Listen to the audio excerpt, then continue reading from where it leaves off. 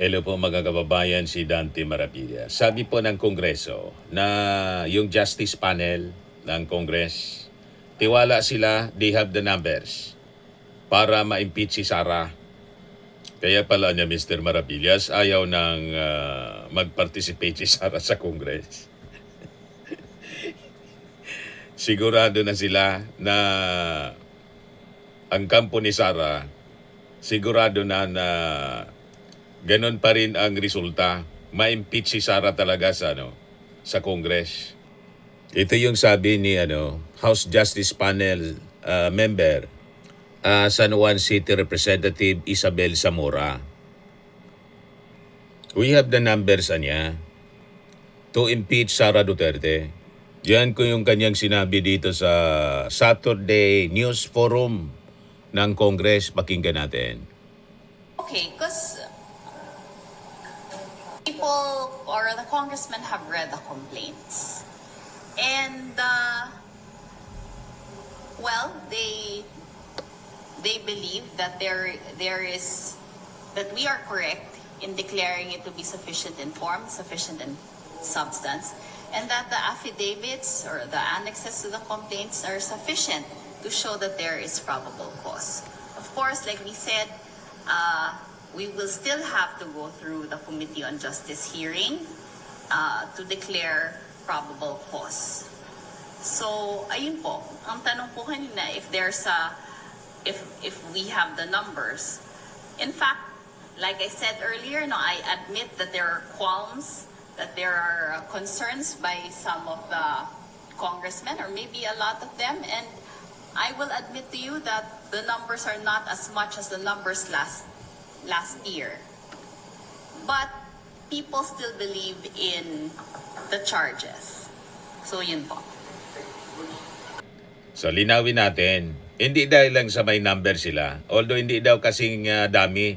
In other words, less than 215. Yung nauna, yung last year, 215 signatures po yon. At umabot pa, mga kababayan, na 245. Kasi may mga humabol pang pumirma. So ang ibig sabihin ni Zamora, we have the numbers enough to impeach Sara Duterte. May 106 sila or more than 106. So sabihin natin mga kababayan na baka a little less than 200 members ng Congress ang pumirma. Kasi nakita nila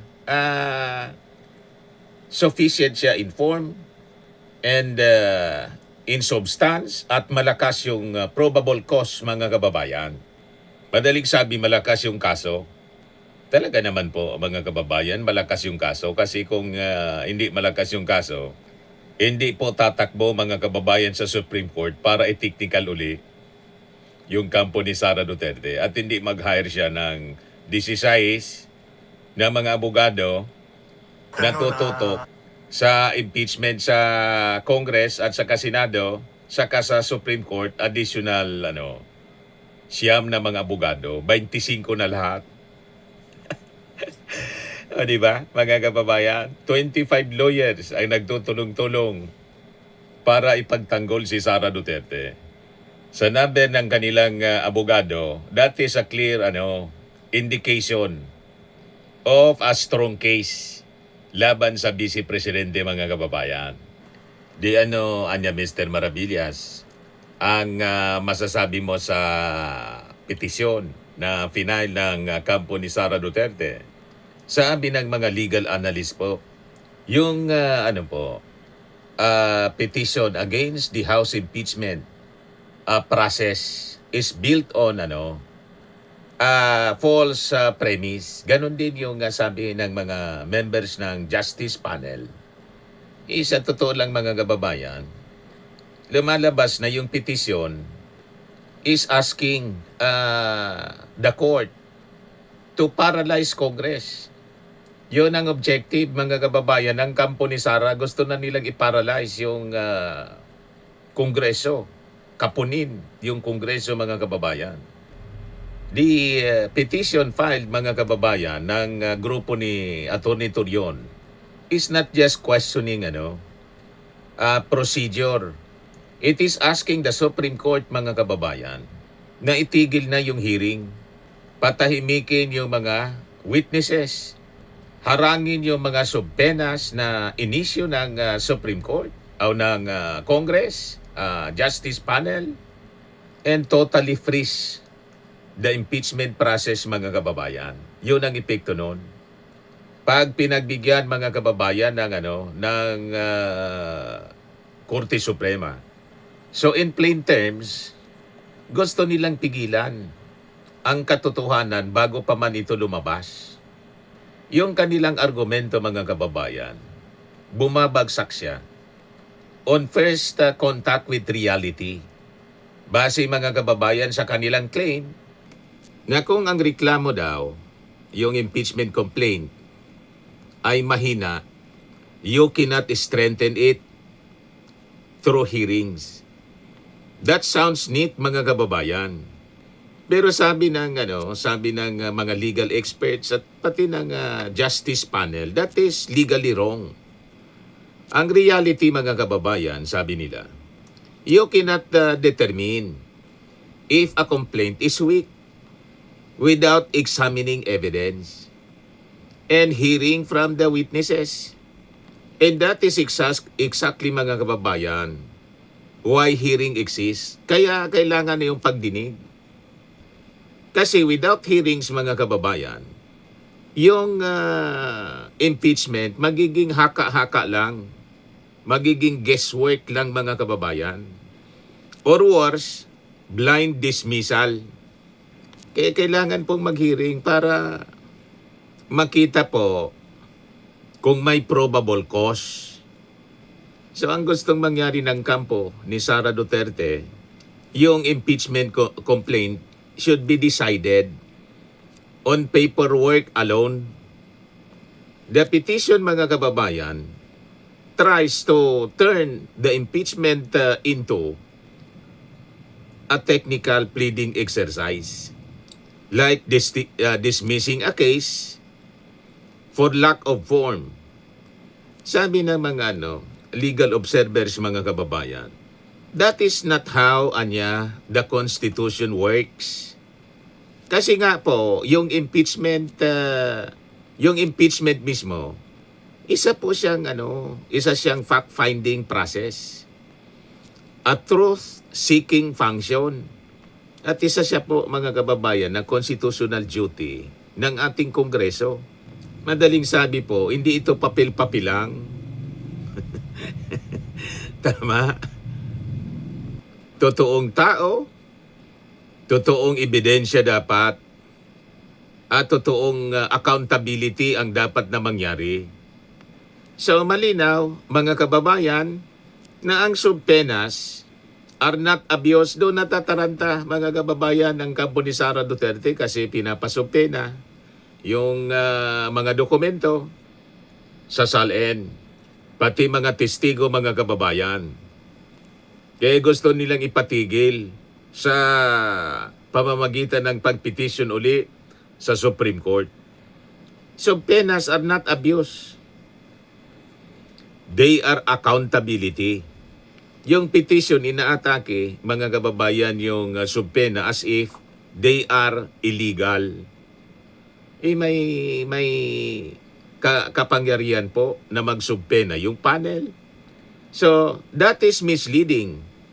Ang mga subpenas, mga kababayan, are standard legal tool na ginagamit po sa korte, sa Congress, sa kanilang mga pag-iimbestiga, sa investigations. Isa siya, mga kababayan, na essential tool para i-uncover ang katotohanan, to uncover facts, mga kababayan.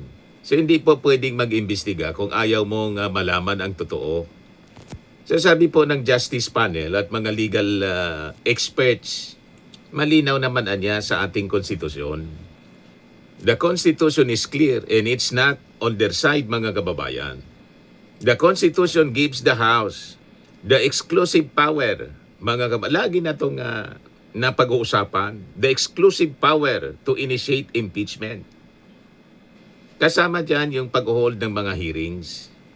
pag-gather ng mga ebidensya at yung pag-determine ng tinatawag na probable cause. And the court has always respected this boundary, mga kababayan.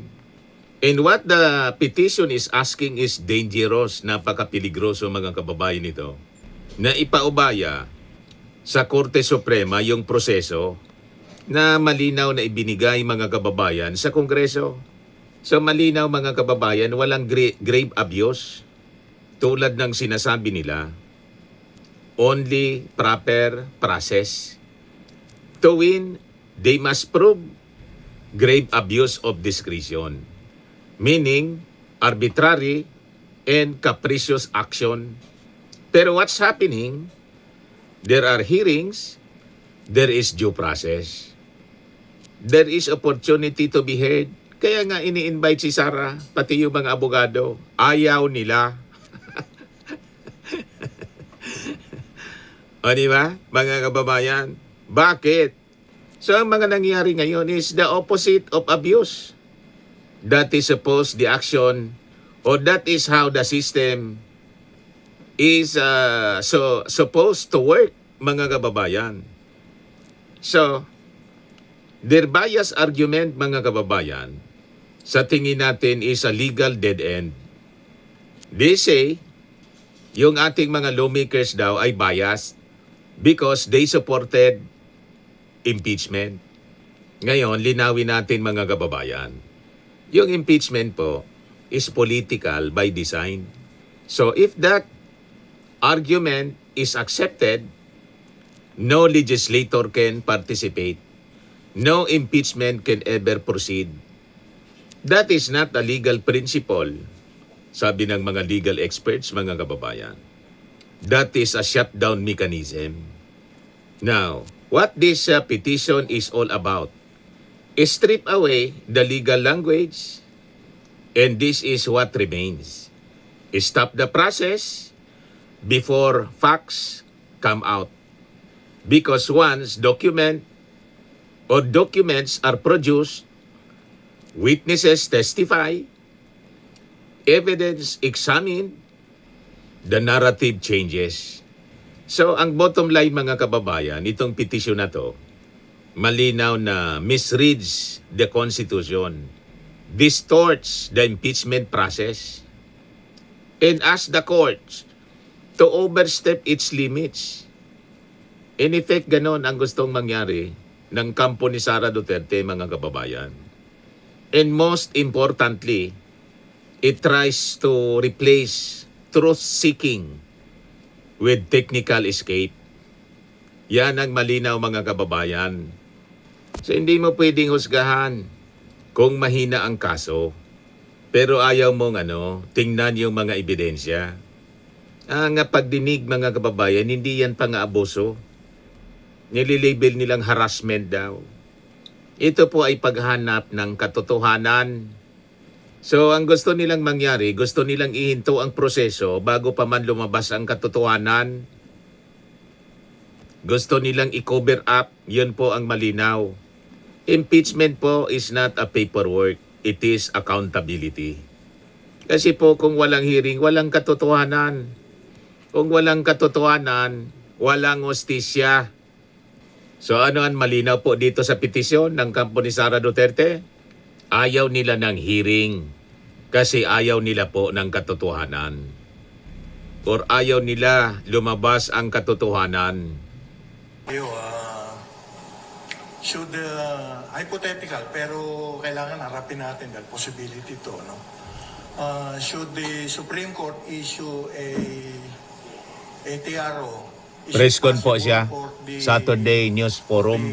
committee to send the Sa complaint Congress. to the plenary for decision, and ultimately the plenary, the House issues the articles of impeachment. Talinang diretso. Actually, yun ang kinakatakutan naman talaga ng kampo ni Sara magkaroon ng yung tinatawag ng mini trial dun sa committee.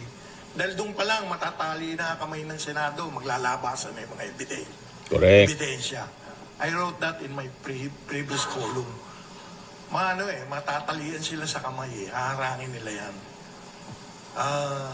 Just to extend further, kasi it will be my topic this coming Monday. Ako po, personally, I don't want to preempt what the Supreme Court will do, especially since abogado po ako at ayoko pong pangunahan ng Supreme Court. Pareho po kaming abogado. We respect the Supreme Court and give high reverence to them. Ayaw magsalita nila. Ako na lang magsabi dahil hindi naman ako abogado eh. Ayan na, kung sino man magalit dyan, di sabihin. Okay. Sige, si attorney, yung unang impeachment complaint last year, hindi raw sumunod sa due process. Kasi pinadala agad sa Senado, dumiretso. Ngayon, kino-question naman yung mini-trial na nagaganap. Kung noong nakaraan, due process ay wala. Ngayon naman, ang inireklamo nila is overdue process. Nasobra na ng due process eh. Kinontra pa rin. Yun nga po doon nga po kami nagtataka. Last year, masyado raw mabilis. Ngayon na Hindi binilisan. dahan-dahan and to the letter ang pagsunod sa rules. Gustong ipatigil uli. Ngayon, kapasyonin din nila, parang saan nyo ba gusto lumugar ang House Committee? Di ba po? Ma'am, Attorney Dina, sa pagtataya po ninyo dun sa mga ebidensya na ipinresenta sa Kamara sa mga sandaling ito, siguro hindi man kayo privy kasi hindi naman kayo bahagi ng Kamara kundi bilang isang private lawyer. Gusto lang po naming malaman, pumasa ba sa threshold ng impeachment yung mga ebidensyang ito to warrant yung pagpapatuloy ng kaso? Ang pagkaintindi ko po, sufficient, there is already a finding of sufficiency in form and substance. Kung base sa, may kwento ba with specifics kung ano yung ginawa po ni VP. At pagkaintindi ko rin po, may mga ebidensyang mga naka-attach. They're doing the probable cause hearings now para nga ma-determine totoo ba tong mga naka-attach na to, tama ba? Diba? Pagbigyan natin ng House Committee on Justice to do that para meron silang personal determination of whether they believe there is probable cause or not. Ang sabi ng mga lawyers, may defects in form and substance. Hindi naman in-specify kung ano yung defects in form and substance. Well, mahaba po yata itong petition. It's as according to Kong Bell, it is over 100 pages. I think Okay, 2 days lang. 180. 2 days. Baka AI generated yung complaint. Hindi naman po sana. But while I haven't read through the whole thing, nakinig po ako sa briefing nung lawyers. And, well, ano po yung mga mali daw po yung form kasi 2 beses si Kong De Lima, si Honorable De Lima na nag-endorso ng complaint, yung second and yung third. Yun yung question nila. Una, wala naman pong prohibition anywhere under the law that you cannot do that. So how can it be questioned yung pagpasa ng form, parang ganyan, diba? As to substance, hindi pa ako masyadong umaabot dun po. But I understand that there are questions on it. Di lang po pa masyadong malinaw sa akin. So hindi ko rin siya masyadong... May question dito para kay Asek Arnel. Kanina nabanggit yung agree muna, shoot tayo. Merong nakita ang pag-asa na 60% chance na may mamumuong El Nino. So coming from El Nino, worse with SE, not ST. Worse El Nino ng 2024. May mga katanungan, yung bang pagkakantang ginawa ninyo noong 2024, ay applicable pa rin sa pwedeng gawin ninyo sa impending El Nino 2026. Putuloy natin, iba na yung topic ninyo na. Di ba, mga kababayan? Ito yung kinakataranta, mga kababayan, ng kampo ni Sara Duterte, yung pagsubpena ng mga bank records. Yan, bank records of BP Sara Duterte may be subpoenaed despite bank secrecy law, sabi ni Luistro, Representative Luistro. Kaya gusto nilang ipatigil yung hearing na kanilang hiningi, yung due process sa unang petisyon nilang final. Ngayon na binibigyan ng due process, gusto naman nilang ipatigil. Yan sabi ng abogado kanina, mga kababayan, na kasama ni Representative Zamora doon sa guest. Hindi na namin anya maintindihan kung saan kami lulugar.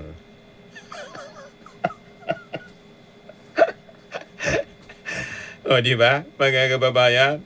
At tama yung analysis ng isang taga-media, yung isang reporter na natarante sila ngayon. Pag lumabas na lahat, yung mga senador, matatalian na sa kamay. Magdadalawang isip sila na i-acquit si Sara Duterte pag lumabas na yung napakalalakas na mga ebidensya. Kakalkalin na lahat. Sabi ko nga, uubara na si Sara Duterte sa justice panel pa lang. Kaya di sila nataranta na tumakbo, mga kababayan, sa Supreme Court. Gustong ipatigil ngayon. You see?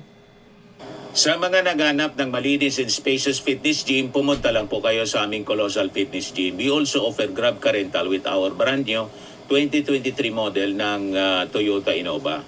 We also accept booking for those who are planning to travel via PAL, Cebu Pacific, and other airline companies, local and international, and bills payment for Meralco Bills, PLDT, Aleco Bills, etc. Ang Colossal Fitness Gym is located at 3rd floor Security Bank Building, Landco Business Park, Legazpi City, Albay. For inquiries, look for Chilon Maravillas. Contact number 0966-802-0949. Yan yung aming Innova. Lagi na pong matao sa amin. Pati mga foreigners po, tingnan ninyo. Mga British tourists sila. Ang lalaki ng katawan na, mga kababayan, nag-gym sa amin. Ito naman po, Indian National. Ito mga mga European sila. Ito naman yung bago naming product na binibenta online, iGlow Serum. Whitening po siya galing sa South Korea. Tingnan ninyo yung epekto sa aking anak na architect entrepreneur, Riz Maravillas. For inquiries, look for Riz Maravillas on FB. Ito naman po, Fairmax Firming and Lifting Cream. Pinapahid po sa mga pulses in other affected area. Mainam po ito sa mga pains at paninigas ng mga kaso-kasuan. Ito po, Automax Radiant Serum. Sa mukha naman yung application. Anti-aging po siya. You will look 10 years younger than your age. Ito naman po yung bagong product naming binibenta online. I Am Amazing Pure Organic Barley Powdered Drink Mix from Australia po. Mainam po sa mga cancer patients. Tingnan ninyo itong nangyari dito sa isang cancer survivor. Si Yoli Tan, isang ovarian cancer survivor. Sabi niya, barley did not just save my life, it gave me a new life. In 2019, Yoli faced the fight of her life. Through surgery and harsh chemotherapy, I Am Worldwide Amazing Pure Organic Barley became her source of strength. It boosted her immune system when she needed it most and gave her the energy to keep going. 100% organic siya, immune system booster, and trusted by survivors. For your inquiries, dumiretso na lang kayo sa aking anak na architect entrepreneur, Riz Maravillas. Sa mga mahilig naman po sa mga imported bags and wallets, dumiretso na lang kayo kay Ma'am Eileen Rosales. Eileen Closet po. Nakabase siya po sa Amerika. Yan po yung kanyang online online selling. Sa mga mahilig naman po sa mga magpa-spa pala, mahilig magpa-spa, try ninyo po dito sa Pamper City, the Medical Aesthetics and Wellness Center. Matatagpuan po sa Asiana City, Parañaque City, Metro Manila. Pamper City by OMG, your luxury escape.